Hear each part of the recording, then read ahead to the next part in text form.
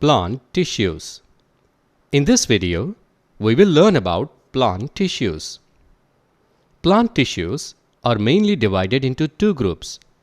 The first one is meristematic tissue and the second one is permanent tissue.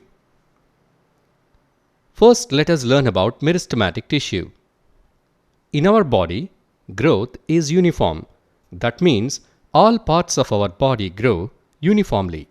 But in plants, growth is observed only in certain regions. The reason for this is the tissues that are responsible for the growth in plants are located only in certain parts of the plant. This special tissue is called meristematic tissue. Do you know the locations of meristematic tissues in plants? The meristematic tissue of plants is classified into three types depending upon its location. They are 1. Apical meristem, 2. Lateral meristem, and 3. Intercalary meristem. Apical meristem. This meristematic tissue is present at the tips of stem and root. This apical meristem helps the stem and roots to increase their growth in lengthwise. Second one, lateral meristem. This meristematic tissue is found in the cork cambium and vascular cambium of plants. This lateral meristem helps the plants to increase their girth. Now the third one, intercalary meristem. This meristem is mostly found in the monocot plants like grass. Intercalary meristems are found at the base of the leaf and at the node. Now let us see the characteristics of meristematic tissue. The cells of the meristematic tissues are very active. The cytoplasm of meristematic tissue is very dense. It has a big, prominent nucleus, and the cell wall is thin. Generally, plant cells possess big vacuoles, but if you observe the meristematic cells, they do not have any vacuoles. Do you know the reason why the meristematic cells do not have a vacuole? If you know the answer, please write it in the comment section. Now, let us learn about permanent tissues in plants. Do you know how the permanent tissues in plants are formed? We learnt about meristematic tissues. Meristematic tissue is the dividing tissue. That means the cells of meristematic tissue divide continuously. If these cells stop dividing, then they take up a specific shape and a specific job and forms the permanent tissue. So, permanent tissues are formed by the differentiation of meristematic tissue. Do you know what is differentiation? The process in which unspecialized cells becomes specialized cells. We can compare the unspecialized cells as the students of a medical college or university. After they graduate, they may take up a specialization and becomes a specialist. In the same way, the young, immature, unspecialized cells like meristematic cells get differentiated into permanent tissue with specific functions. So, the process of young, immature, unspecialized cells taking up a permanent shape, size, and a specific function is called differentiation. Now let's see the simple permanent tissue. Simple permanent tissue is of three types. 1. Parenchyma, 2. Collenchyma, 3. Sclerenchyma. First, let us learn about parenchyma. Characteristics of parenchyma tissue. The cells of parenchyma tissue are thin-walled. They are living cells. They are loosely packed and thus there are large spaces between the cells of this tissue. Do you know the functions of parenchyma? The cells of parenchyma tissue present in the leaf consist of chloroplasts and performs photosynthesis. In such cases, this kind of parenchyma is called chlorenchyma. Number 2. Parenchyma stores food. The pulp of the fruits is nothing but parenchyma tissue. Hence, it stores food. Number 3. Parenchyma makes the plants float. In aquatic plants, large air cavities are present in parenchyma, which helps the plant to float on water. This parenchyma is called aerenchyma. Next we see another type of simple permanent tissue called Collenchyma. Characteristics of collenchyma. The cells of collenchyma are living cells. They are elongated cells with irregular thickenings at the corners. The intracellular space between the cells of collenchyma is very less. Now let's see the functions of collenchyma. It gives flexibility to the plant parts like tendrils and stems of climbers without breaking. It also provides mechanical support. Next, we see the third type of simple permanent tissue, sclerenchyma. Characteristics of sclerenchyma. The cells of sclerenchyma are long, narrow, and dead. The cell walls are thickened due to the presence of a compound called lignin. Due to thick cell walls, there is very less space or no space inside the cells. This tissue is located around the vascular bundles in the stems and in the veins of leaves. It is also located in covering of seeds and nuts. The covering on the coconut, that is the coconut husk, is made up of sclerenchymatous tissue. Let's see the functions of sclerenchyma. It provides mechanical strength to the plants. This tissue makes the plant and its parts hard and stiff. This is about the simple permanent tissue in plants. Now, let us learn about epidermis. Just like how our bodies are protected by skin, the plant bodies are protected by a layer of cells called epidermis. So, epidermis is the outer protective covering of a plant. How does this epidermis looks like? In most cases, the epidermis is single layered. It is mostly flat and it forms a continuous layer without any intercellular spaces. Do all plants have same type of epidermis? No. The plants that need extra protection, they have a different epidermis. The epidermis of plants living in extreme dry habitats, like cactus, they have a thicker epidermis with multiple layers. This thicker epidermis prevents the loss of water. Which parts of the plant are covered by epidermis? All parts of the plant are covered by epidermis. But there is a difference between the epidermis covering the shoot system and the epidermis of root system. What are the special features of epidermis present on the aerial parts of the plant, that is, the shoot system of the plant? The epidermal cells of the aerial parts of the plant secrete a waxy, water-resistant layer on their outer surface. This waxy layer is called cuticle. It protects the plant parts from excess loss of water, mechanical injury, and from parasitic fungi. Epidermis present on the leaf has small pores here and there. These pores are called stomata, and each stomata is protected by a pair of kidney-shaped guard cells. Do you know the function of this stomata? This stomata has two functions. 1. Stomata are essential for exchange of gases, and 2. They help in the process of transpiration. How are the epidermal cells of root system? The epidermal cells of roots bear long hair-like structures. These hairs greatly increase the total absorptive surface area. That means these hairs helps to absorb more water. In big trees, the epidermis on the stem surface is replaced with dead cork cells. These cells have a chemical called suberin, which prevents the entry of water and gases into the stem. This is all about the epidermis in plants. Now, let us learn about complex permanent tissues in plants. Do you know what is the difference between simple permanent tissue and complex permanent tissue? Here are two flower bouquets. Can you spot the difference between them? Yes, bouquet A is made of same kind of flowers and bouquet B is made up of different type of flowers. In the same way, simple permanent tissue is made up of similar kind of cells, whereas the complex permanent tissue is made up of more than one type of cells. Even though there are different types of cells exist in one tissue, they all work together for a common function. The complex permanent tissues in plants are of two types. 1. Xylem and 2. Phloem. What are the features and functions of xylem tissue?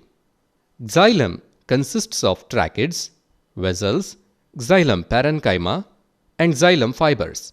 Tracheids and vessels are tubular structures that have thick cell wall. When these cells mature, they become dead cells. Xylem tissue transports the water and minerals from roots to different parts of the plant. Xylem parenchyma stores the food, and the xylem fibers, they give support to the plant. What are the features and functions of phloem tissue? Phloem is made up of 5 types of cells. They are sieve cells, sieve tubes, companion cells, phloem fibers, and phloem parenchyma. Sieve tubes are tubular cells. Their cell walls are perforated. Phloem fibers are dead cells. Remaining all phloem cells are living cells. Do you know the function of phloem tissue? Phloem transports food from leaves to other parts of the plant. Xylem and phloem join together to form a vascular bundle. These two are called as the conducting tissues of plant. This is all about the complex permanent tissues in plants. Epithelial tissue. Now, let us learn about epithelial tissue. What is epithelial tissue? The covering or protective tissue in animals is called epithelial tissue. Do you know which organs in our body are protected by epithelium? Almost all organs and their inner cavities are covered by epithelium. The outer as well as inner surface of the organs like stomach, blood vessels are covered by epithelium. Cavities like mouth cavity and nasal cavity are also covered or lined by epithelium. The alveoli of lungs and renal tubules of kidneys are made up of epithelial tissue. Not only the internal parts, our body's external surface is also covered by a kind of epithelium, that is our skin. So, skin is also a kind of epithelium. Now let us see the features of epithelial tissue. Epithelial tissue is a continuous sheet of cells. They are tightly packed without any intercellular spaces. The cementing material between the cells is also very less. The epithelial tissue is separated from the underlying tissue by an extracellular fibrous basement membrane. Now let's see the importance of epithelial tissue. Anything from the outer atmosphere has to enter our blood, or anything that has to leave our blood should pass through the epithelium at least once. For example, alveoli is the part of lung where the exchange of gases takes place. Oxygen from the air that we breathe in enters the blood, and the carbon dioxide in the blood comes into the alveoli. So here, the oxygen and carbon dioxide, they crosses the walls of alveoli and blood vessel. The wall of alveoli and the wall of blood vessel are made up of single layer of epithelial cells. So, the epithelium plays an important role in regulating the exchange of materials between the body and external environment. So this is about the features of epithelial tissue. Now, let us learn about different types of epithelial tissue. Epithelial tissue is of different types depending upon their structure and functioning. The first one is simple squamous epithelial tissue. Let us see the features of simple squamous epithelial tissue. This tissue has a single layer of cells. These cells are extremely thin and flat. This tissue forms the delicate lining of many internal organs of our body. Can you give a few examples of organs in which we find simple squamous epithelial tissue? The lining of blood vessels and the lining of esophagus, lining of mouth, are made of simple squamous epithelial tissue. The internal organs like stomach and kidneys are made up of muscles, but their cavities are lined internally by simple epithelial tissue. Do you know, certain parts of our body systems are completely made up of simple squamous epithelium. The blood capillaries and the alveoli of lungs are made up of simple squamous epithelial tissue. Do you know why these parts are completely made up of simple squamous epithelial tissue? Because these parts, they play an important role in exchange of materials between the body's internal environment and external environment. For example, the air in the alveoli contains oxygen. It has to cross the wall of alveoli and wall of blood capillary to enter our blood circulatory system. Since these walls are made up of simple squamous epithelial tissue, the oxygen can easily enter our bloodstream. In the same way, carbon dioxide from our blood reaches the alveoli and gets exhaled out. Our skin is also a squamous epithelial tissue, but it is not simple type. It is stratified. Stratified means layered. Our skin is made up of squamous epithelial tissue that is in many layers. Hence it is called stratified squamous epithelial tissue. Why the skin has epithelium in many layers? Because the epithelial cells of skin are arranged in layers to prevent wear and tear. So, the squamous epithelial tissue is of two types. One, simple squamous epithelial tissue and stratified squamous epithelial tissue. Examples of simple squamous epithelial tissue are lining of mouth, lining of esophagus, alveoli, blood capillaries. Examples of stratified squamous epithelium is skin. This is about squamous epithelial tissue. Now, let us learn about cuboidal and columnar epithelial tissue. First, let us learn about cuboidal epithelial tissue. Where do we find this cuboidal epithelium in our body? We find this tissue as a lining of kidney tubules and ducts of pancreas and salivary glands. What are the functions of cuboidal epithelium? The cells of this epithelial tissue looks like cubes, so it is called cuboidal epithelium. It provides mechanical strength. The other important function of cuboidal epithelium tissue is secretion. Sometimes cuboidal epithelial cells specializes into gland cells and secrete different substances. Sometimes cuboidal epithelial tissue folds inwards and forms a multicellular gland. This kind of cuboidal epithelium is also called as glandular epithelium. Cuboidal epithelium present in the kidney tubules and in the lining of intestine helps in the absorption of materials. The next one is columnar epithelium. Columnar means pillar-like. These cells look like pillars, so this tissue is called columnar epithelial tissue. Where do we find this columnar epithelium in our body? This tissue is mostly found in the lining of stomach, small intestine, and large intestine.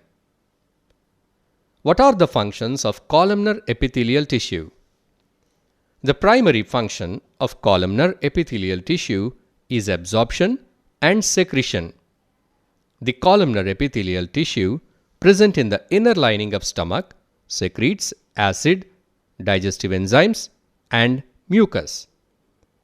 The columnar epithelial tissue present in the lungs has cilia that helps in the upward movement of mucus that is formed in the lungs. Thus, columnar epithelial tissue also helps in the movement of materials. The columnar epithelial tissue with cilia is called as ciliated columnar epithelial tissue. This is all about cuboidal and columnar epithelial tissue. Now, let us learn about connective tissues. What is connective tissue? The tissue that connects different tissues or organs and gives structure to other tissues and organs is called connective tissue. Blood, bones, cartilage are the examples of connective tissue. Blood is a fluid connective tissue that connects the different parts of the body. Bone is another connective tissue that gives shape and support to the body. What are the common features of connective tissue? The cells of the connective tissue are loosely spaced. They are embedded in an intercellular matrix. The matrix of blood is like a fluid, whereas the matrix of bone is very hard. Now let us study some important connective tissues in our body. First, let us see about blood. Blood is a fluid connective tissue. Blood has different types of cells like RBC, WBC, and platelets. These cells are suspended in a fluid matrix called plasma. The plasma contains proteins, salts, and hormones. Do you know the functions of blood? It transports nutrients, gases, hormones, and waste materials between different parts of the body. Now let us see the other type of connective tissue, that is bone. Bone is a strong and non-flexible tissue. The cells of the bone are embedded in a hard matrix that is composed of calcium and phosphorus compounds. What are the functions of the bone? It forms the supportive framework of our body. It holds the muscles tight and helps in movement. It forms hard cases and protects the sensitive internal organs. We have learnt about blood and bone. Now let us see some differences between blood and bone. Blood is a fluid connective tissue, whereas bone is a strong, non-flexible tissue. The blood connects different parts of the body, whereas the bone gives shape and support to the body. Blood has cells like RBC, WBC, and platelets. The bone has cells called as osteocytes. The matrix of blood is in fluid state and is called as plasma. It is composed of water, proteins, salts, and hormones. The matrix of bone is hard and is made up of calcium and phosphorus compounds. This is all about blood and bone. Now, let us learn about ligaments, tendons, cartilage, areolar connective tissue, and adipose tissue. First, let us see about ligament. Ligament is a kind of connective tissue that connects two bones together. This tissue is very elastic and has considerable strength. Ligament has very little matrix. These are the locations of ligament in our body. Now let us see the next one, tendons.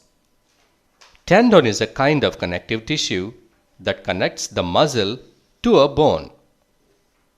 The matrix of tendon has so many fibers.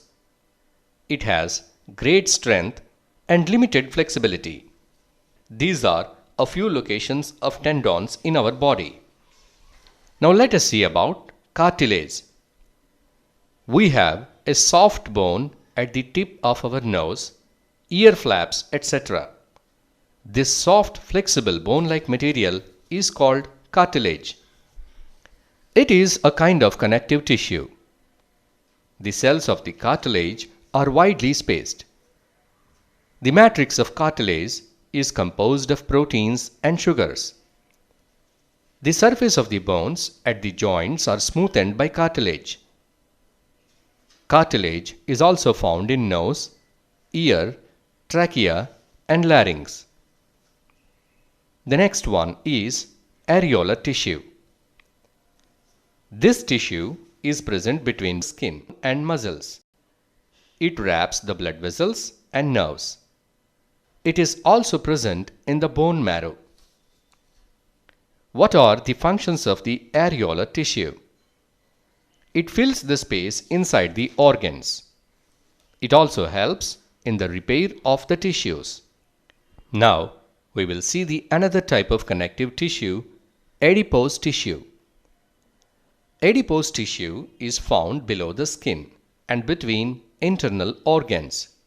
The adipose tissue contains the cells called as adipocytes. These cells are filled with fat globules. The main function of this tissue is to store fats. It also acts as an insulator of heat. This is all about the connective tissues in animals. Muscular tissue. Now, let us learn about muscular tissue. What are the features of muscular tissue? The cells of the muscular tissue are elongated. These cells are also called as muscle fibers. Muscle cells contain special proteins called as contractile proteins. The muscles are able to contract and relax due to these proteins. What are the functions of muscular tissue? Muscular tissue gives shape, support, and causes movement in different parts of our body. Now let's see the types of muscles. Muscles are of three types. 1. Voluntary muscles. 2. Involuntary muscles. 3. Cardiac muscles. First, let us learn about voluntary muscles. These muscles are under the control of our conscious will. That means we can contract or relax our muscles at our will.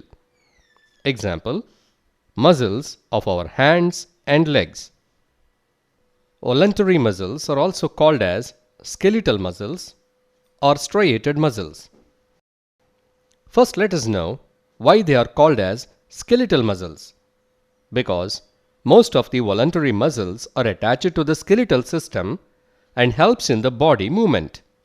Hence, they are called as skeletal muscles. What are the features of voluntary muscles? If the muscle fibers of voluntary muscles are stained and observed under a microscope, we find striations. Do you know what are striations? Striations means dark and light bands. That is why these voluntary muscles are also called as striated muscles. The cells of this tissue are long, cylindrical, and there is no branching observed. These cells are multinucleated. That means they have many nuclei. So in a nutshell, the voluntary muscle cells are long, cylindrical, unbranched, multinucleated, and striated. Now, we will see the another type of muscular tissue called as involuntary muscles. These muscle movements are not under our will. That's why they are called as involuntary muscles. What are the features of these involuntary muscles? The cells are long with pointed ends. They look spindle-shaped and uninucleated, means only one nucleus per cell. There are no dark and light bands like the voluntary muscles. Hence, they are also called as unstriated muscles. Where do we find these unstriated muscles in our body? The involuntary muscles are found in the alimentary canal, blood vessels, iris of the eye, urinary bladder, uterus, and bronchi of lungs. The involuntary movements like movement of food in the alimentary canal and the contraction and relaxation of blood vessels are carried out by the involuntary muscles. So, the involuntary muscles are also called as unstriated muscles and smooth muscles. Now, we will see the other type of muscular tissue known as cardiac muscle or heart muscle. The heart muscle cells are cylindrical and branched and uninucleated. That means only one nucleus. They have striations, but they are involuntary in nature. They are present in the heart. Cardiac muscle creates a rhythmic contraction and relaxation of the heart. This is all about the muscular tissue. Nervous tissue. Now, let us learn about nervous tissue. Where do we find nervous tissue in our body? Nervous tissue is found in the organs like brain, spinal cord, and nerves. The cells of the nervous tissue are called neurons or nerve cells. Let us see the parts of a nerve cell. This is the cell body of a neuron.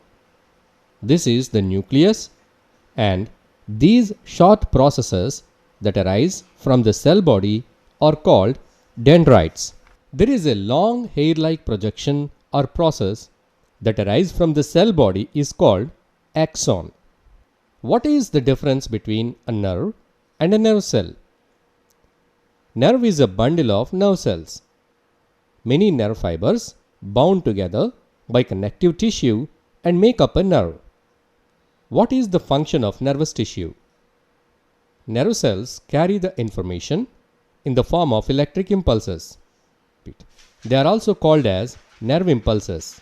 Nerve cells perform two main functions. One, carrying the impulse from sense organs to brain or spinal cord, and carrying the impulses from brain or spinal cord to muscles.